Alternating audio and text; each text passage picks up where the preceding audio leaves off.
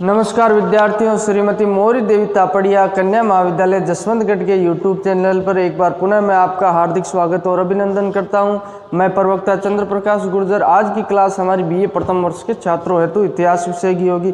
इतिहास विषय के दौरान हम जो पाषाण काल स्टोन एज का अध्ययन कर रहे हैं, स्टोन एज के तहत बात की जाए तो स्टोन एज को हमने पाषाण काल को 3 भागों में विभाजित किया था।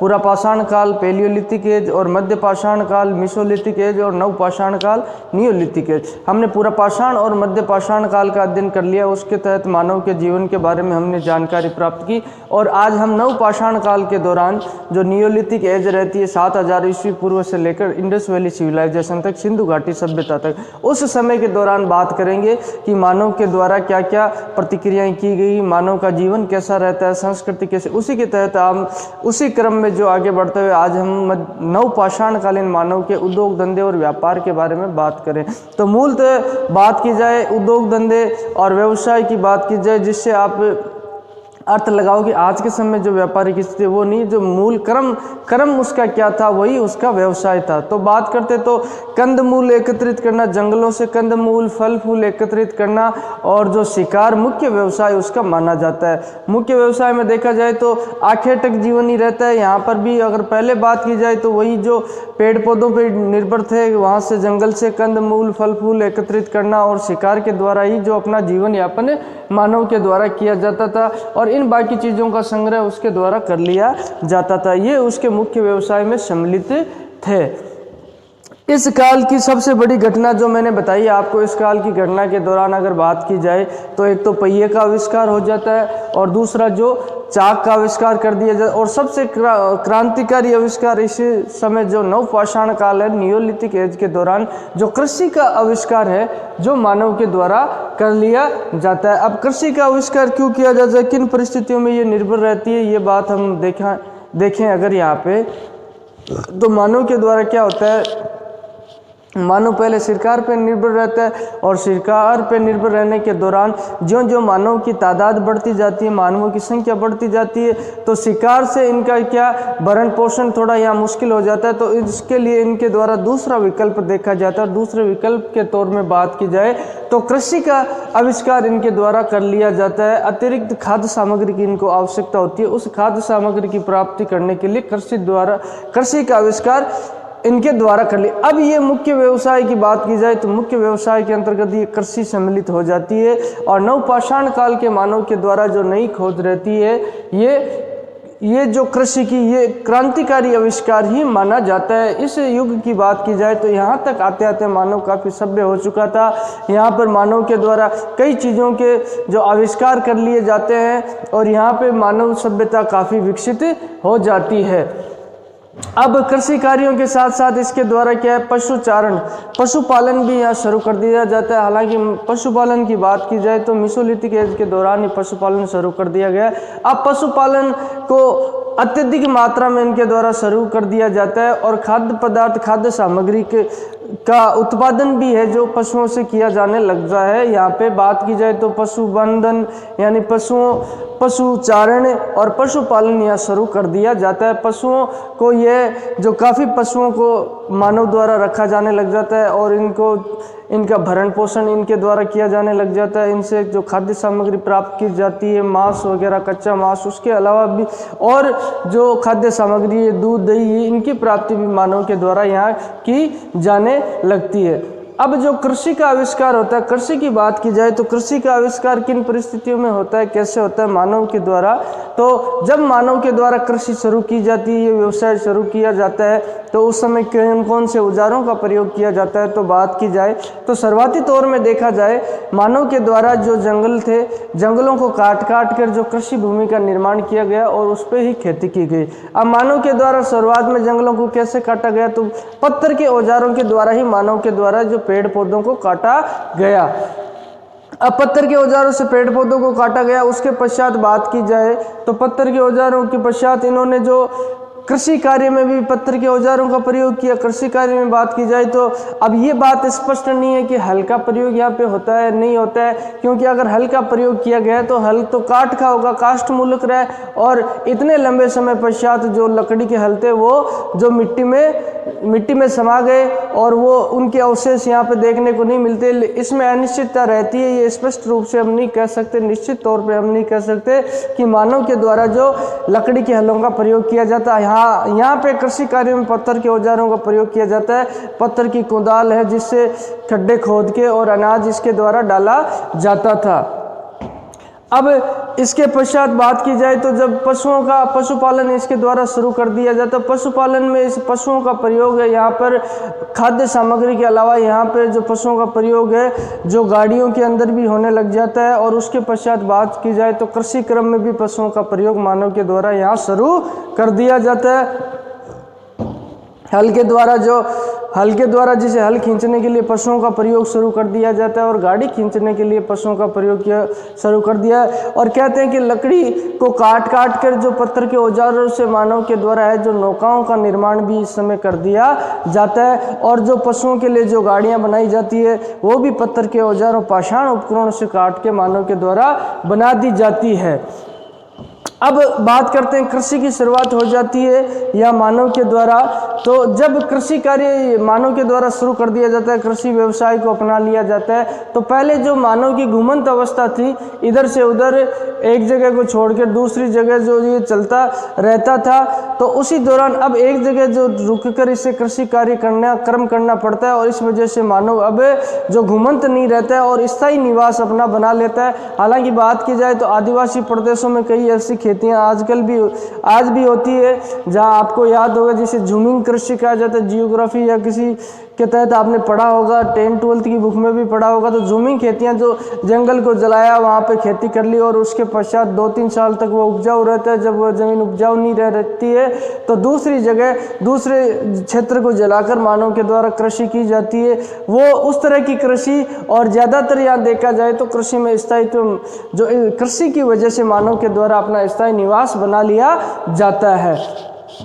अब जो बात करते हैं जो डॉक्टर नेमिशरण मित्तल है, नेमिशरण मित्तल ने कहा है कि जो कृषि क्रम की बात की जाए भारत में अगर देखा जाए तो सबसे पहले कृषि की शुरुआत राजस्थान में इनके द्वारा बताई गई है। हालांकि राजस्थान में वर्तमान समय में आप देखो तो यहाँ राजस्थान में कई तरह की नमक की झीलें और ये संभावना लगाना और इतने बड़े मरुस्थल में कि कभी कृषि रही होगी। लेकिन ये कहते हैं कि पहले की अगर बात की जाए तो सरस्वती नदी यहाँ राजस्थान से ही बहती थी। और अभी भी जो वैज्ञानिकों के द्वारा इस पर निरंतर खोज की जा रही है और कई अपने को प्रमाण और साक्ष्य मिलते हैं कि राजस्थान में जो सरस्वती नदी का अस्तित्व रहा है। और उसी दौरान तो इन नदियों की वजह से, और ये जो पहले यहाँ कोई मरुस्थल था वो उससे पहले जो महासागर का हिस्सा रहा है, और उससे पहले बात की जाए तो महासागर से पूर्व यहाँ कहीं ना कहीं जो कृषि से संबंधित कार्य यहाँ इस क्षेत्र में किया गया होगा। और वर्तमान में जो मरुस्थल है वो 33 महासागर का अवशेष माना जाता है कि इस मरुस्थल की जगह कभी न कभी किसी वक्त यहाँ पे समुद्र रहा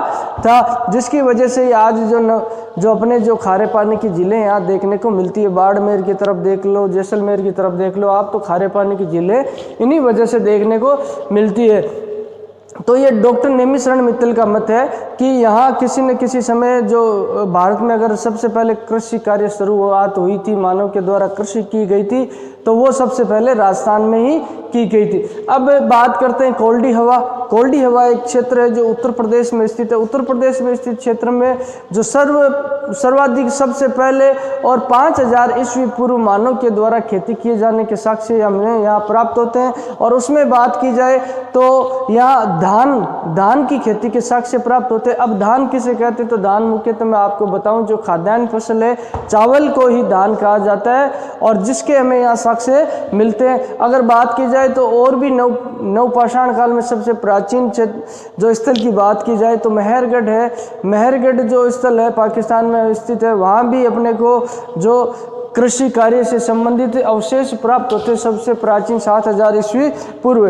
तो ये उद्योग धंधा जो मानव के द्वारा शुरू कर दिया जाता है। पशुपालन जो मुख्य व्यवसाय रहता है, इसमें कंदमूल है जो वो संग्रहित करना, फल फूल संग्रहित करना और कृषि करना, ये इनके मुख्य व्यवसाय में सम्मिलित हो जाते हैं। अब बात करते हैं मानव के द्वारा जो अनाज काटने, ऐसे उपकरणों का भी प्रयोग यहाँ किया जाता है। जो अनाज काटने के लिए जो हंसिया होता है, जिसे अपन जो देसी भाषा में दांतली कहते हैं, वो पत्थर की दांतली इनके द्वारा यहाँ बना ली जाती है। अनाज काटने के लिए मानव के द्वारा हंसिया का प्रयोग किया जाता है। और अनाज को पीसने के लिए दो बड़े बड़े सिलबट्टे होते हैं, जैसे चक्की के पार्ट होते हैं। उसी तरह पहले मानव के द्वारा हाथों से अनाज को पीसा जाता था। जिस तरीके से हम औंकली में कूटते हैं, उसी तरह मानव के द्वारा अनाज पीसा जाता था पाषाण उपकरणों के द्वारा।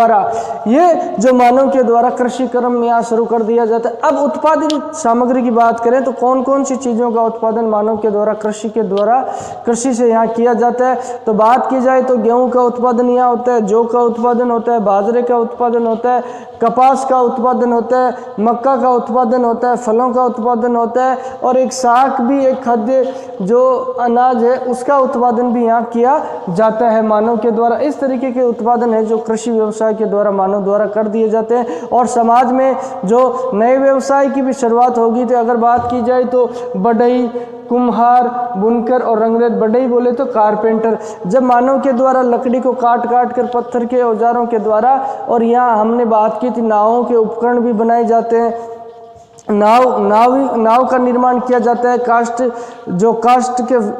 काष्ठ फलक के जो हलों का निर्माण किया जाता है। तो संभवतः अनुमान लगाया जाता है इस वक्त जो एक व्यावसायिक जो यहाँ जो व्यवसाय के रूप में जो इस बढ़ई का महत्व भी बढ़ जाता है यहाँ पे, और इनकी अलग पहचान होने लगती है। और बात की जाए कुंभकार जिसे कहते हैं, जो मिट्टी के बर्तन बनाता है, तो हमने बात की थी कि चाक का आविष्कार इसी समय हो जाता है। और इनका भी एक वर्ग रहा है, कुम्हारों का वर्ग रहा है, जो मिट्टी के बर्तन बनाने का कार्य करता है। अब बात की जाए कि मानव के द्वारा यहाँ क्या किया जाता है। मानव के द्वारा अतिरिक्त उत्पादन शुरू कर दिया जाता है। शिकार और कंदमूल, फल फूल के अलावा इनके द्वारा तो कृषि के द्वारा उत्पादन शुरू कर दिया जाता है। और उस उत्पादन को संग्रहित करने, एकत्रित करने के लिए यहाँ मिट्टी के बर्तनों की आवश्यकता होती है। और कुम्भकार का जो महत्व है, यहाँ कुम्हार का महत्व यहाँ बढ़ जाता है। और ये वर्ग भी ये व्यवसाय के रूप में जो उभर कर सामने आ जाता है। अब बुनकर की बात करें तो बुनकर की बात करें, जिस तरीके से यहाँ कपास की खेती होती, कपास की खेती के दौरान तो ये अनुमान लगाया जाता है संभवतः सूती वस्त्रों का निर्माण भी मानव के द्वारा यहाँ कर दिया जाता है। और जो रंगरेज है, तो यहाँ बात की जाए तो प्राकृतिक जो पेड़ पौधों के रंगों के द्वारा जो मानव के द्वारा कपड़े भी रंगे जाने लग जाते हैं, कपड़ों पे रंग किया जाता है। और बात की जाए कई रासायनिक अम्लों की वजह से भी यहाँ रंग रूप का जो कार्य है मानव के द्वारा शुरू कर दिए। अब यहाँ जो बात की जाए कताई, बुनाई और रंगाई में जो महिलाओं का वर्चस्व रहता है, और ये कार्य मुख्यतः देखा जाए तो महिलाओं के द्वारा किए जाते हैं। अब बात की जाए तो व्यापार किस पे आधारित था, व्यवसाय किस पे आधारित था। अगर बात की जाए वर्तमान समय में पैसे ले दे के व्यापार किया जाता, मुद्रा का प्रचलन था नहीं था, तो उस वक्त की बात की जाए तो मुद्रा का प्रचलन उस वक्त नहीं था। वस्तु विनिमय के आधार पर ही व्यापार किया जाता था। वस्तु विनिमय का आधार अगर बात की जाए तो आज भी कई गांवों में ऐसा देखा जाता है कि जो अनाज के बदले है, जो नाई होता है, वह सभी जो गांव वालों के बाल काटता है, और अंत में सभी गांव वाले जो अनाज उत्पादित करते हैं उसमें से कुछ अनाज नाई तक पहुंचा देते। तो इस तरीके से जिस व्यक्ति को जो ज़रूरत होती थी, मान लो अगर बात की जाए किसी व्यक्ति को दूध की आवश्यकता है तो वो दूध ले लेगा, और किसी व्यक्ति को अनाज की आवश्यकता तो वो अनाज के बदले दूध ले लेगा। इस तरीके का व्यवसाय जो वस्तु विनिमय, वस्तुओं के आदान प्रदान पे ही व्यवसाय यहाँ देखा जाता है। और बात की जाए तो व्यापार का क्षेत्र, जो व्यवसाय का क्षेत्र रहता है, ये गांवों तक ही सीमित रहता है। और गांवों में संपूर्ण आवश्यकताएं जो इनकी जो मानव की जो आवश्यकताएं, मूलभूत आवश्यकताएं उस वक्त पूर्ण हो जाती है। और इतनी आवश्यकताएं देखी जाए तो इतनी आवश्यकताएं उस वक्त मानव की रहती नहीं है, जिसकी वजह से उसे बाहर से कोई वस्तुएं मंगाना पड़े या किसी तरह की जो व्यापार करना पड़े। और गांवों का देखा जाए तो यहाँ पे गांव पूर्ण रूप से जो अभी जो वर्तमान समय में हमारे जो प्रधानमंत्री या माननीय उनके द्वारा कहा जाता है आत्मनिर्भर भारत की, तो वही बात यहाँ इस काल के दौरान देखने को पड़ती है। ऐसी कोई ज़रूरत की चीज़ें नहीं होती थी जिनको गांव से बाहर के लोगों से इन्हें मंगवाना पड़ता था, और ऐसी सीमित क्षेत्र में इनकी संपूर्ण आवश्यकताएं पूर्ण हो जाती थी। तो ये आत्मनिर्भर भारत का जो एक मॉडल यहाँ देखने को मिलता है अपने को, जो नवपाषाण काल के दौरान ये। अब इनकी वजह से जिस तरीके से मानव के द्वारा ये व्यवसाय शुरू किया गया और जो समूह के रूप में मानव पहले जो टोलियां बनाकर इधर उधर रहते थे और अब समूह के रूप में जो मानव बसने लग जाते हैं, तो उसी दौरान बात की जाए तो इन परिस्थितियों से मानव में जो सामाजिकता है, सामूहिकता है, संगठन है, ऐसे गांव जैसे भावनाओं का विकास यहाँ शुरू हो जाता है। ये अपने को देखने को मिलता है। तो मूलतः देखा जाए तो ये जो नवपाषाण कालीन मानव के व्यवसाय से संबंधित रहते हैं।